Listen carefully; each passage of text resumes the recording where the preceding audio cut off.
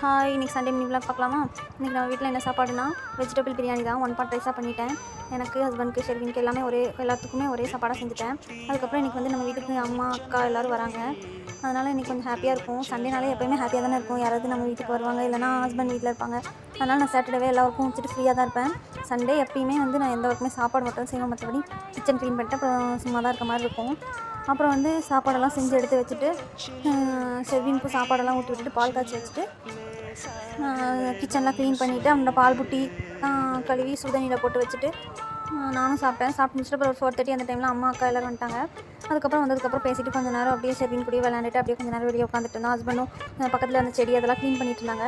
அப்புறம் night dinner என்னென்னா, இன்றைக்கி நம்ம வீட்டில் காளான் பிரியாணி தான். காளான் பிரியாணிக்கு எல்லோரும் ஒன்றா உட்காந்து ரெடி பண்ணிவிட்டு நானும் அப்புறம் காளான் பிரியாணி செய்ய ஆரம்பிச்சிட்டேன். அப்புறம் அம்மா வந்து கால் வலிக்குதுன்னு அப்புறம் கொஞ்சம் நேரம் படுத்துட்டாங்க. அப்புறம் பிரியாணிலாம் செஞ்சு முடிச்சோடனே எல்லோரும் ஒன்றா உட்காந்து சாப்பிட்டோம். சாப்பிட்டு முடிச்சுட்டு ஷெர்வின் கூட கொஞ்சம் நேரம் விளையாண்டுருந்தாங்க எல்லோரும். அப்புறம் நான் கிச்சன் ஒர்க் பார்க்க வந்துட்டேன். கிச்சன் ஒர்க்கெல்லாம் பண்ணிவிட்டு எல்லாம் க்ளீன் பண்ணிவிட்டு பால் வாங்கி காய்ச்சி வச்சுட்டேன். அவ்வளோதான் ஃப்ரெண்ட்ஸ், இன்றைக்கி நம்ம வீடியோ. லைக் பண்ணுங்கள் பிடிச்சிருந்தா. பாய்.